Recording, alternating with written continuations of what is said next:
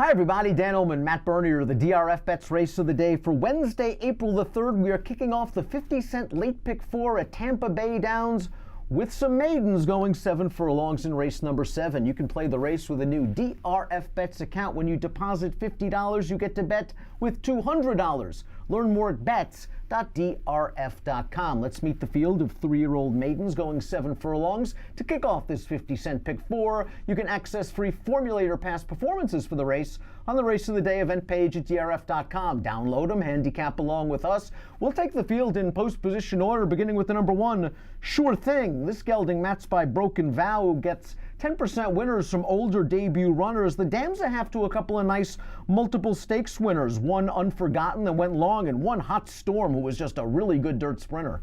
Yeah, the interesting thing with this horse, I don't really have anything to knock about the pedigree. I think it fits in here just fine amongst this group. The concerns I have are, there's a few of them. It's 7/8 of a mile in the career debut. That's never a bargain for any horse. You look and see breaking down from the inside for a first-time starter. You're going to have to deal with that little gap going through the chute there. Again, nothing easy to deal with first time out of the box. And then Ian Wilkes. Ian Wilkes is a fine trainer. We know what he's capable of, but his overall record with first-time starters, it leaves a little bit to be desired. He's usually one that it takes a race or two before we see their best. So to me, I'm going to sit back and watch one from this horse, but I wouldn't be surprised if he ended up being a useful one. I tend to agree. I went through the formulator past performances and Wilkes over the past 5 years with 3-year-old first-time starters in maiden special weight dirt sprints is 1 for 58. He often gives them a race or two. It looks like the last 2 workouts might have gone in company with Wilkes' 3-year-old gelding Audubon Wind, who's entered on Friday at Tampa Bay Downs. That horse has a 58 Beyer top, recent winner of a $16,000 maiden claimer. The number 2 is E Strike. This horse was bred in Korea, but was a $125,000 buyback in May of 2018 after breezing a furlong in 11 seconds flat. Bullet workout leading up to this race. Yeah, I really like that. I was intrigued by that Menifee, about 12% with the first-time starters. Ben Colebrook's numbers, he's come a long way over the past handful of years as far as his first out-of-the-box runners are concerned. Past year, dirt, first-time starter, 4 for 21 with a 275 ROI. I know it's a limited sample, but it's at least trending that correct direction, or the direction you'd like to see it from an investment standpoint. And then again, you brought up that bullet work. I do wonder if you just see this horse sent early on, you try to clear an established position. I know that's no bargain with Desert Spring drawn just to the outside, but I wouldn't be surprised if this horse ran well. Sire Menifee connects with 12% of his older debut runners, and the dam was a winner in Korea. The number 3 is Desert Spring. This is a Godolphin homebred who's probably been considered a little bit of a disappointment. He has lost his last 2 races at odds of 3-1 or less and has been on the lead in both of those races. Now, both of those races are routing. I do like turnbacks going 7 furlongs. Just really didn't fire his shot last time out. The Beyer speed figure last time of 62, I guess, puts him in the mix, barring a very quick first-time starter.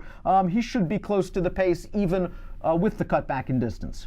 Yeah, for me, this kind of is the put up or shut up effort from this horse, because I'm going to give him the benefit of the doubt. Perhaps the 2 turns is too much for him. That distance is just a little bit too demanding. You turn him back to 7/8. He has good early speed. They've already gone through with medication changes. They've gone through with equipment changes. If he can't get over the hump here in a spot like this where he looks like he could be controlling speed, he looks like from a speed figure standpoint he's the fastest horse in the race, there are a lot of things to point toward this horse, but this is the time that he needs to capitalize. It is way too early to give up on the number 4 Zig, who took a lot of money for his career debut, went off the 5-2 favorite in a 10-horse field. He's got a little bit of pedigree by Bodemeister. He is a half to a stakes place dirt sprinter named Mermaid of Honor, and the dam was a stakes winner going long on the dirt. And the horse that finished right in front of Zig in the career debut came back to graduate on turf with a 64 Beyer, albeit in a maiden claiming race. Plus, you see the trouble line as well. I was going to say, yeah, a little bit of an issue coming out of their first time out. And again, first-time starters, they have some things that they need to overcome. Found it interesting that Daniel Centeno, he doesn't ride for this outfit often, but you see about 3 for 10 over the course of this meeting. You brought up the pedigree a little bit, the dam side, there's plenty there. She was a stakes winner. She did most of her good work going longer, so I do wonder maybe this is one that stretch out will eventually be in order. But at the same time, I do look at this and say, considering you took money in the career debut, you didn't have the cleanest go of it. There's already been some productive sort of horses coming next out as far as next out winners are concerned. I wouldn't be surprised at all if this one took a step forward here. Several angles to consider with the 5, King Nakia, second off the layoff, turf to dirt, route to sprint. The Dam was a multiple stakes winner going long on the dirt, and 2 starts back going this 7 furlong distance, this colt showed some pretty good speed, and that race came back okay. The 6th place finisher coming back to run 3rd in a maiden special weight on the grass with a 62 Beyer speed figure. This horse got a nice Beyer in that debut, although I'm still wondering if that Cave Run maiden special weight Beyer is a little bit inflated. Cave Run's come back to do some okay things, but not the kind of caliber that we expected out of the debut run from him. I think King Nakia is going to show good speed in this race, and if not, you can sit outside the other speeds. Yeah, I agree with that. And you go back to that debut where he ran into Cave Run. The other thing that concerned me about Cave Run, and we spoke about it, was that was over a sloppy sealed track. And I suppose there's always that possibility that they just excelled greatly over that as opposed to anything else. But you brought up the running style for this horse. I kind of feel like if you're drawn to the outside of the speeds, Tampa Bay Downs, you want to be forwardly placed, but you don't have to absolutely be on the lead. You do need to be right there, though. I think you go. I like this little turn back. I like the surface change. It's been a nice move for the barn here recently. Past 2 years, 4 for 14 with the turf to dirt runners with a positive ROI. I think this one gets up there, pushes the 3, pushes the 2 if he breaks alertly, and then you just take your chances turning for home. The number 6, Geo Nasty One, has only raced once previously on the dirt. That was 2 starts back, and the winner of that race might be a very useful sort. He came right back to finish second, in a non-winners of 1 other than with a 66 Beyer speed figure. Geo Nasty One is an Iowa bred, but the Dam has been very productive. This one has already foaled a grade 3 stakes winner on a synthetic surface named Share Magic and a stakes place dirt sprinter. So Geo Nasty One has a little bit of pedigree, just needs to move forward a little bit on the Beyer scale.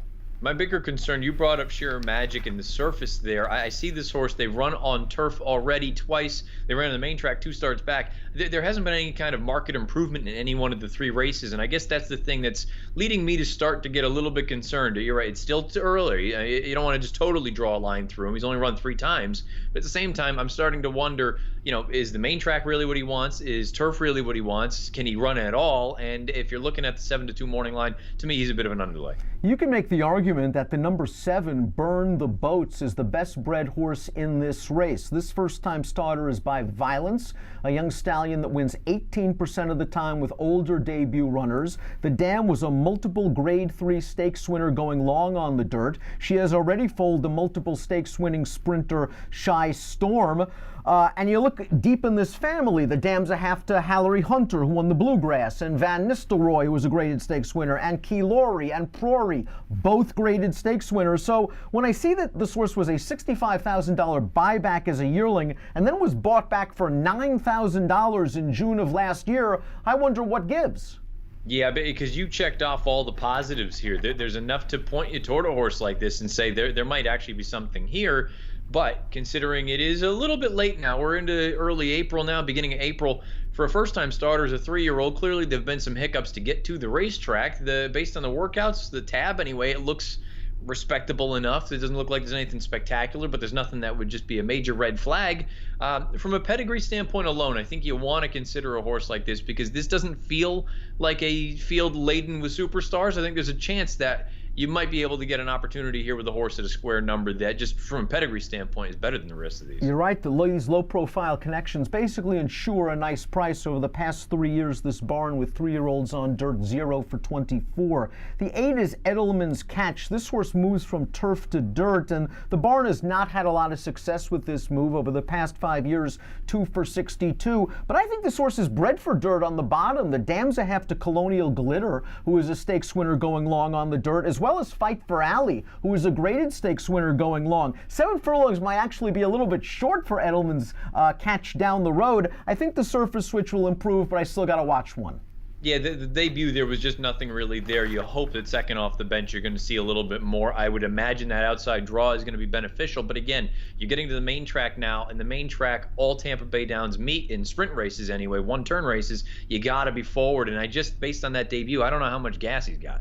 Let's take a look at our top picks for Wednesday's DRFBets race of the day, kicking off the 50-cent late pick 4. Matt, you're going with the 5, King Nakia, getting back on the dirt. Probably sits just a really lovely stalking trip.